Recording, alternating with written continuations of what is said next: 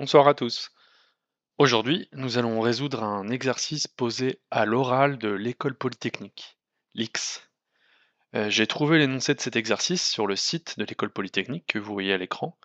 Dans la section sujets oraux CPGE, vous cliquez sur mathématiques et puis vous avez plein d'exercices posés à l'oral que vous pouvez trouver ici.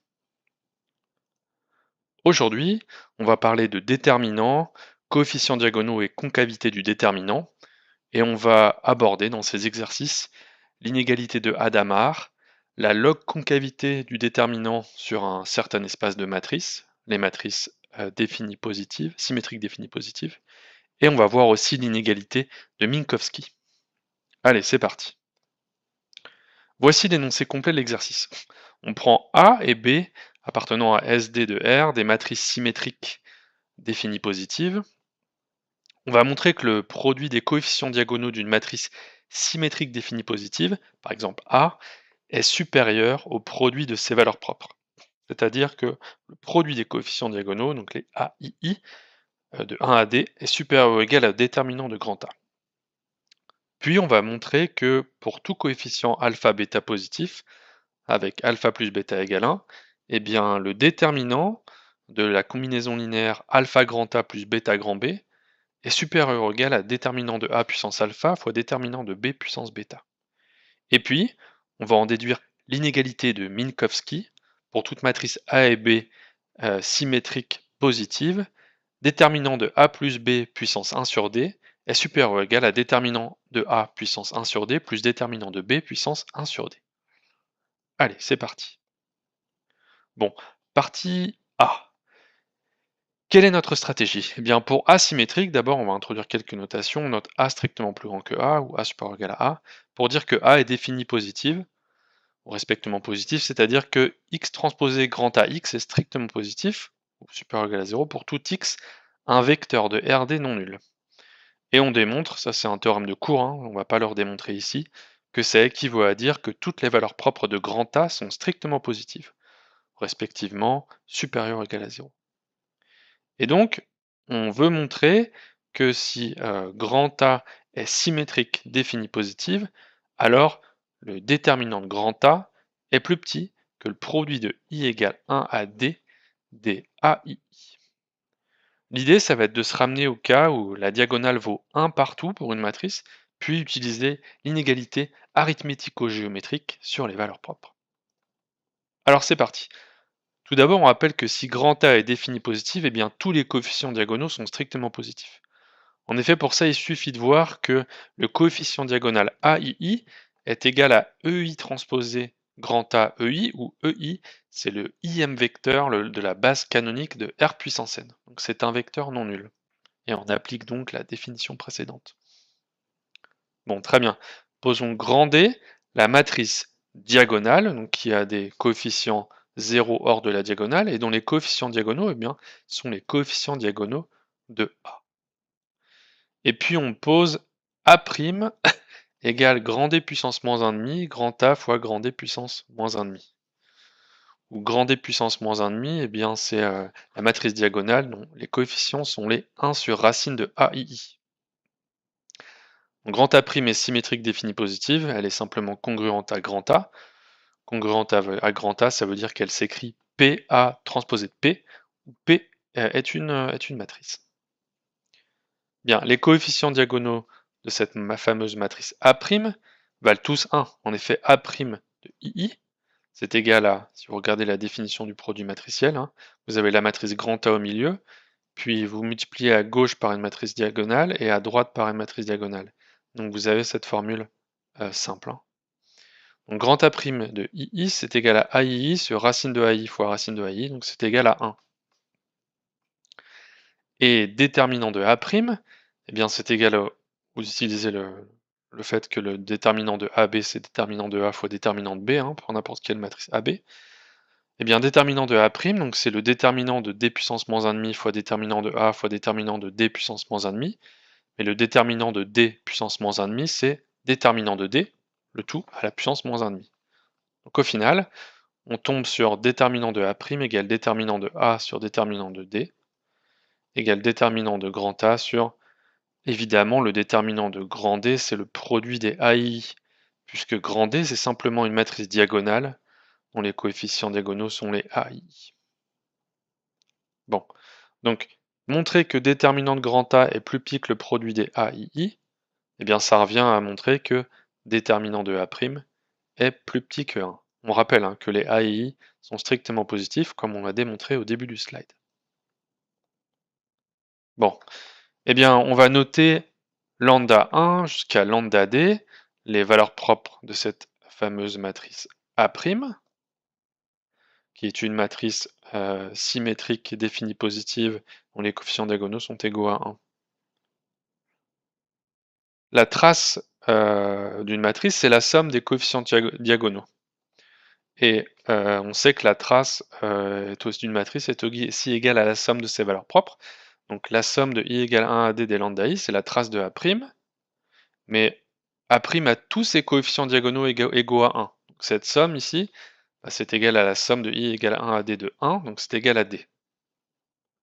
Mais dans ce cas, eh bien, déterminant de A', eh bien, c'est le produit de ses valeurs propres. Le déterminant d'une matrice est toujours égal au produit de ses valeurs propres.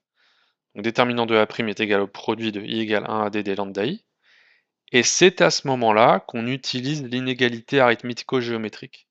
Il est important ici, A' c'est une matrice symétrique définie positive, les lambda i sont tous strictement positifs, donc on peut appliquer ce résultat. Produit des lambda i inférieur ou égal à la moyenne arithmétique des lambda i puissance d, mais la somme des lambda i, eh bien, ça vaut 1, ça vaut d, pardon, on l'a démontré.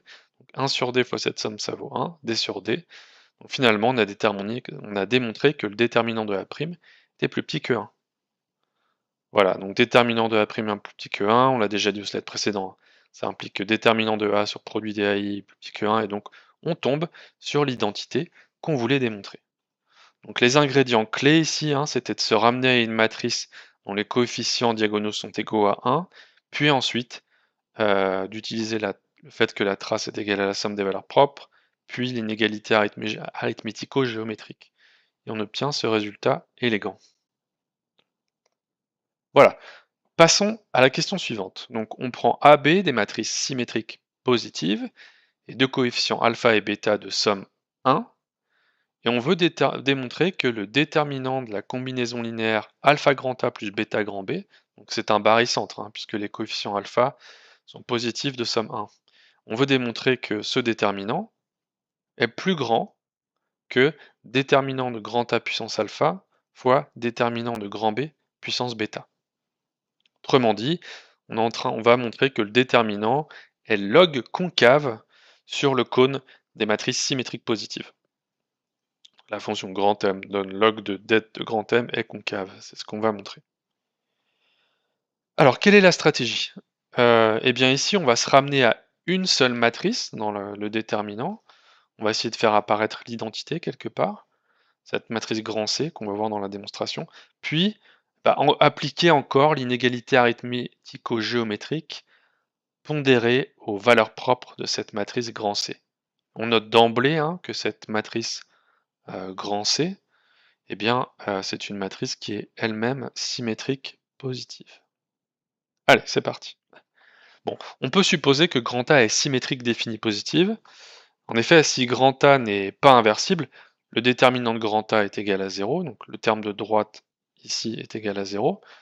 Et alpha A plus bêta B, eh bien c'est une matrice symétrique positive, comme combinaison à coefficient positif de matrices positives. Et donc, dans ce cas-là, ce déterminant il est positif et l'inégalité tombe très facilement. Donc on peut supposer désormais que grand A est inversible. Bon, on rappelle que deux matrices symétriques Mn, on dit qu'elles sont congruentes s'il existe une matrice P inversible, telle que l'une des deux, grand N, est égale à P transposé MP, où M c'est l'autre matrice.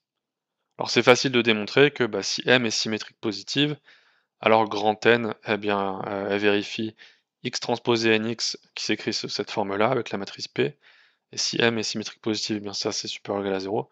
Donc finalement, si M est positive, N est positive. Donc on dit que la congruence préserve la positivité. Alors, eh bien, On va regarder cette fameuse combinaison linéaire alpha grand A plus bêta grand B, ou ce barycentre. Et ce qu'on va faire, c'est qu'on va factoriser par A puissance 1,5. Donc la racine carrée symétrique définie positive de A, qui existe et qui est unique. J'ai mis cette démonstration que j'admets, vous pouvez regarder dans l'appendice. Vous pouvez trouver ces slides sur mon site GitHub en regardant dans les commentaires de la vidéo. Donc ce barycentre, alpha grand A plus bêta grand B, eh bien, on factorise par grand A puissance 1,5 à gauche et à droite, et on fait apparaître alpha grand I, où grand I est la matrice identité de taille D, plus eh bien, bêta, grand A puissance moins 1,5, grand B, grand A puissance moins 1,5. Comme ça, quand on développe ce terme-là, on retombe sur bêta grand B. Bon, et donc il y a cette fameuse matrice, grand C, évoquée au slide précédent, mais ici qui apparaît naturellement. Pour ce grand C, donc grand C, eh bien, c'est une matrice symétrique positive, puisqu'elle est congruente à grand B, avec P, la matrice de passage A puissance moins 1,5. Et donc, en tant que matrice symétrique positive, on peut noter ses valeurs propres mu1, mu2, et on sait qu'elles sont positives. En prenant le déterminant de alpha grand A plus bêta grand B, on revient à la formule du dessus, on utilise que le fait que déterminant de ABC, c'est déterminant de A, déterminant de B, déterminant de C, pour n'importe quel triplet de matrice. Donc finalement, ce déterminant ici, c'est le déterminant de grand A puissance 1,5 fois le déterminant de grand A puissance 1,5, ça fait déterminant de grand A, fois le déterminant de cette matrice ici, déterminant de alpha I plus bêta grand C. Puis le déterminant de alpha I plus bêta grand C, on a noté mu I les valeurs propres de grand C, donc on retombe sur déterminant de grand A fois le produit égal 1 à D des alpha plus bêta mu I. Bon. D'autre part, eh bien, on sait que le déterminant de grand B, c'est égal au déterminant de grand A fois le déterminant de grand C. Ça, vous l'obtenez avec cette égalité, tout simplement. Et donc, déterminant de grand B, eh bien, c'est égal à déterminant de grand A fois le produit des mu I, puisque les mu I sont les valeurs propres de grand C, et on sait que, du coup, le déterminant de grand C, c'est égal au produit de ses valeurs propres. Et donc, au final, si on regroupe tout ça, comme alpha plus bêta égale 1, déterminant de A puissance alpha, déterminant de B puissance bêta, le premier terme on ne le change pas, déterminant de A puissance alpha, et ensuite déterminant de B, déterminant de B, on reprend l'expression du dessus, c'est déterminant de grand A fois les produits de I égale 1 D des mu I. Donc on développe le deuxième produit, ça fait déterminant de grand A puissance alpha plus bêta fois le produit de I égale 1 D des mu I puissance bêta, mais alpha plus bêta égale 1. Et donc, déterminant de grand A puissance alpha plus bêta égale déterminant de grand A. Donc finalement, on tombe sur déterminant de grand A puissance alpha fois déterminant de grand B puissance bêta est égal à déterminant de grand A fois produit des mu I puissance bêta. Et donc, les égalités importantes ici, c'est celle-ci, pour le déterminant du barycentre, et puis celle-ci, pour ce produit de déterminant. Et l'inégalité qu'on cherche à démontrer, qui est celle-là que vous voyez sur le slide, eh bien, ça revient à démontrer cette égalité-là. Et on sait que déterminant de grand A, lui, est strictement positif, parce qu'on a supposé que grand A était inversible. Et déterminant et grand A est symétrique défini positif, donc son déterminant est strictement positif. Donc finalement, pour démontrer ça, eh bien, il suffit de montrer que pour chacun des I, eh bien, alpha plus bêta mu I est supérieur ou égal à mu I puissance bêta. Maintenant, rappelez-vous l'inégalité arithmético-géométrique pour deux nombres entiers positifs. Si vous prenez des poids de somme 1 et 2 réels positifs, eh bien, on sait, c'est l'inégalité arithmético-géométrique en dimension 2, que alpha x plus bêta y est supérieur ou égal à x puissance alpha y puissance bêta. Eh bien, vous prenez x égale 1, y égale mu i, et vous tombez également exactement sur l'inégalité qu'on voulait démontrer. Et donc, comme on l'a expliqué, vous multipliez ces d inégalités, puis vous multipliez par déterminant de grand A, eh bien vous tombez exactement sur l'identité à démontrer. Voilà, donc pour résumer la démonstration, on s'est d'abord ramené au début à une matrice de cette forme, avec une matrice identité plus une matrice ici grand C qui est symétrique positive, puis on a travaillé sur grand C pour démontrer l'identité. On a pris les valeurs propres de grand C, et puis on a appliqué l'inégalité arithmético-géométrique en dimension 2 sur chacune des valeurs propres de grand C. Voilà, une belle démonstration avec des idées à retenir. Très bien, passons à la dernière question du problème. Soit donc A et B, deux matrices symétriques positives, de taille D fois D. On veut montrer que déterminant de A plus B puissance 1 sur D est supérieur ou égal à déterminant de grand A puissance 1 sur D plus déterminant de grand B puissance 1 sur D. C'est l'inégalité dite de Minkowski pour les déterminants. Elle exprime la concavité de l'application qui a M associe déterminant de grand M puissance 1 sur D sur l'ensemble des matrices symétriques positives. Quelle est la stratégie? Bon, on va appliquer les résultats précédents en prenant les matrices A et B et en les renormalisant de sorte qu'elles aient un déterminant égal à 1.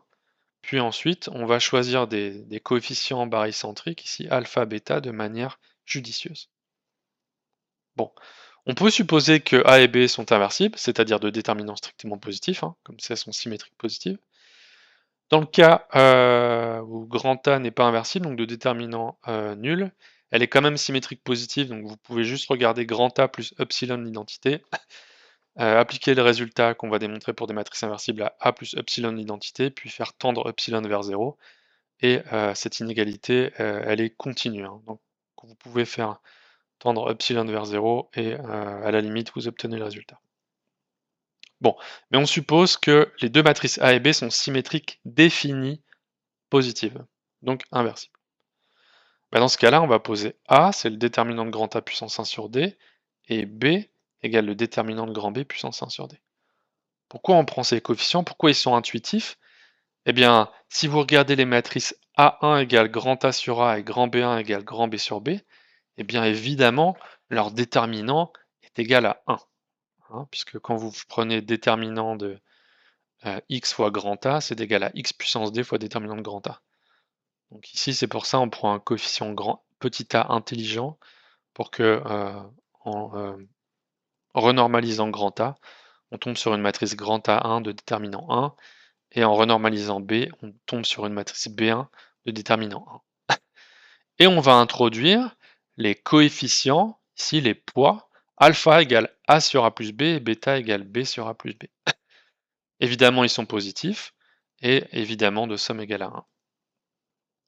Alors, un calcul direct, et c'est ici vraiment la clé, montre que alpha A1 plus bêta B1, vous remplacez toutes les quantités par leurs expressions, c'est égal à grand A plus B, donc la somme des matrices, c'est celle-là qui nous intéresse. Rappelez-vous, ici dans la formule qu'on va démontrer, c'est ça qui nous intéresse. Donc on a démontré que c'était grand A plus B sur A plus B. Donc finalement, la matrice grand A plus B, on l'a écrite comme A plus B. Rappelez-vous, A plus B, c'est déterminant de grand A puissance 1 sur D plus déterminant de grand B puissance 1 sur D. Donc c'est exactement ici le terme à droite de l'inégalité, fois une matrice qui est un barycentre, parce que alpha plus bêta égale 1, de deux matrices grand A1 et grand B1 qui ont toutes les deux un déterminant 1. Donc vous voyez où on veut en venir ici. On va appliquer le résultat de la question précédente. Et dans ce cas-là, de déterminant de grand A plus B, c'est évidemment A plus B puissance D fois le déterminant de cette matrice barycentre. Mais en appliquant la partie précédente avec les matrices A1 et B1, on sait que déterminant de alpha 1 plus bêta B1, c'est supérieur ou égal au déterminant de grand A1 puissance alpha fois déterminant de grand B1 puissance bêta. Mais on a justement construit les matrices A1 et B1 de telle sorte qu'elles soient déterminant 1. Ici, je le réécris. Mais c'est ce que j'ai expliqué à l'oral au slide précédent. Et donc, le déterminant de cette matrice barycentre, il est supérieur ou égal à 1. Et on a donc démontré l'inégalité. On en déduit que déterminant de grand A plus B est supérieur ou égal à A plus B puissance D. Vous prenez la racine dm, ça vous donne déterminant de A plus B puissance 1 sur D supérieur ou égal à A plus B. Et puis A, c'est exactement déterminant de grand A puissance 1 sur D par définition, et B, c'est exactement déterminant de grand B puissance 1 sur D par définition. Et donc, on a montré ce résultat, on a montré l'inégalité de Minkowski. Très bien. Et donc cette inégalité, bah, elle traduit, comme je l'ai dit, hein, la concavité de l'application M donne déterminant de M puissance 1 sur D sur le cône des matrices symétriques positives. Très bien. Quel est le bilan de ce qu'on a vu dans cette vidéo? Bah, on a démontré l'inégalité de Hadamard, déterminant de grand A plus petit que le produit des AI, quand A est une matrice symétrique définie positive. Comment est-ce qu'on a fait? Eh bien, on a passé par normalisation, hein, on est passé sur une matrice dont les coefficients diagonaux sont égaux à 1, de manière intelligente.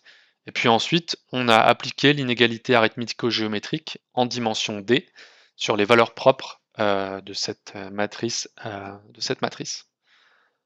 Puis on a démontré la log concavité du déterminant sur le cône des matrices symétriques définies positives, donc déterminant de alpha symétrique positif, pardon, déterminant de alpha A plus bêta B supérieur ou égal à déterminant de A puissance alpha, déterminant de B puissance bêta.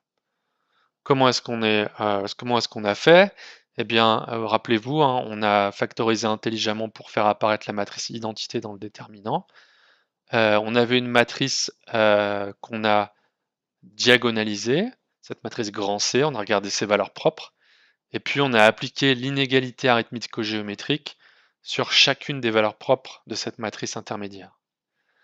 Et enfin, l'inégalité de Minkowski, que vous voyez, que je ne vais pas rappeler, vous la voyez sur le slide, ici, eh bien, on a simplement appliqué le résultat B en appliquant un choix judicieux à alpha et bêta.